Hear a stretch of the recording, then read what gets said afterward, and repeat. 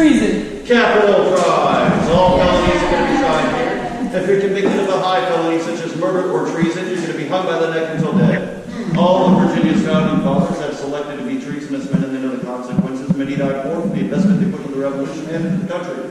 If you're convicted of a lesser felony such as grand theft or manslaughter, you're branded on the inside of your hand below your thumb.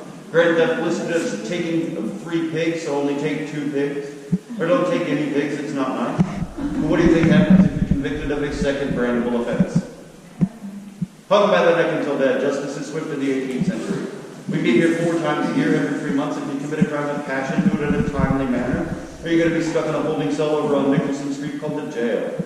There are limited cells with limited space, and each cell has a cot and throne. And so depending on the time of year, it's either going to be hot, sticky, and smelly, or cold, sticky, and smelly. So don't get charged with crime. It's not a good idea. Up here, the governor's chair. Around him, the governor's council. The governor is the leader of the executive, legislative, and judicial branches. When we formed the Articles of Confederation and later the Constitution, we want to separate those powers and provide checks and balances because it takes one bad guy to ruin it for everybody. The governor's council, not only that higher position of the legislative body, but also the colonial Supreme Court. You have the clerk. They are lawyer apprentices, most knowledgeable about current law, actively studying, and they are practicing by reciting the current precedent. The King's Attorney General is the prosecution for the colony. More often than not, has gone to school in England to be a barrister.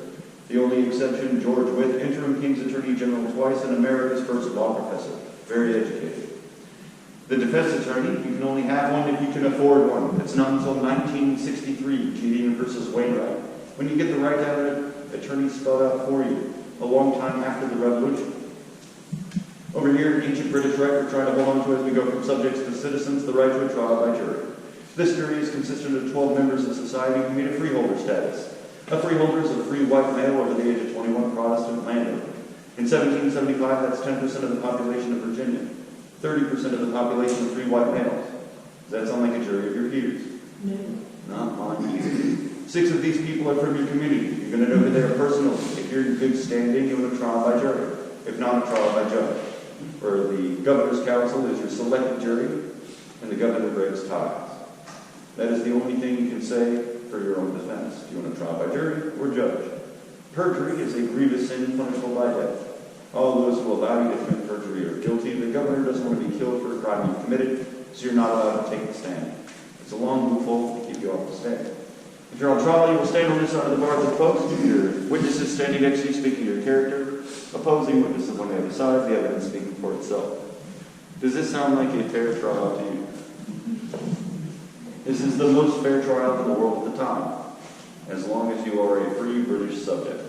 Black, white, male, female, as long as you are free and British, you are welcome in this courtroom. And Africans cannot testify against Europeans.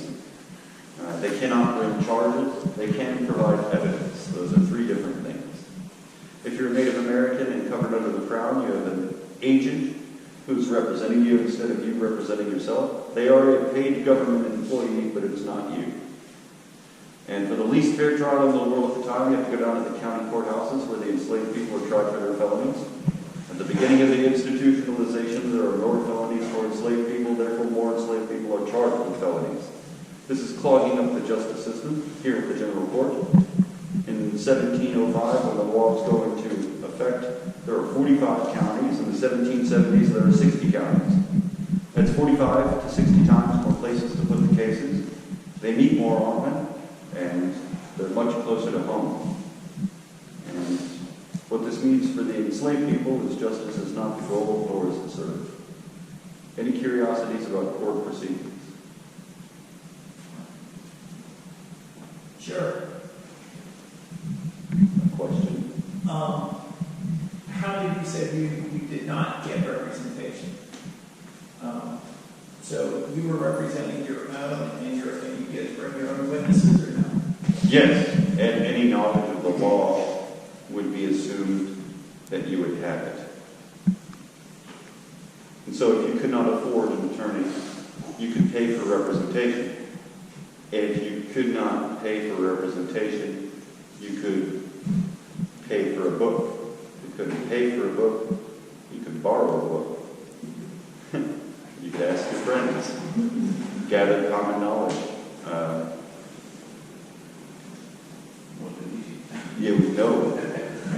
Often your own defense depends on your own resources, and if you don't have the resources to pay for a lawyer, you probably don't have the resources to defend yourself.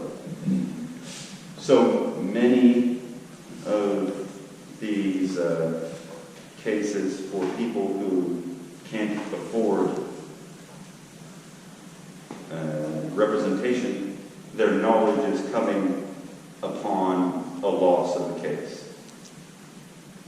So if you were owed money and you couldn't prove they owed money, then you would lose the case and you would be told why you lost. And then you're like, okay, well, if I lost because I couldn't provide this burden of proof, the next time somebody owes me money, I'll make sure I get something that can verify that burden of proof. And so people are going bankrupt before they gain knowledge of the law. A most popular store clerk owner, bless him, most popular store clerk owner who does this is Patrick Henry. He opens up a store with his brother William twice, and nobody pays their debts, so he goes bankrupt twice. And so in 6 weeks, he teaches himself debt collection law and becomes a debt collection lawyer. So what was the conviction rate then? The conviction rate in here, Yeah. often if you're in here, you're guilty already. But there is a pageantry of rights. Like they have that. The conviction rate for murder, high crimes, is high. The conviction rate for, you're not really looking for a conviction rate for many of the crimes.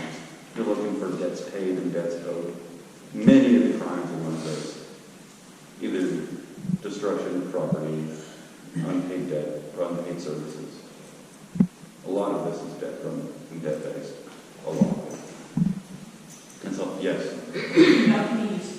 So the governor's council standings are up here doing the proceedings. Where you're sitting there being on benches, but a room filled with people standing by, also known as bystanders. And around the building, people looking in the windows, ears to the door, trying to get information to yell out to the crowds.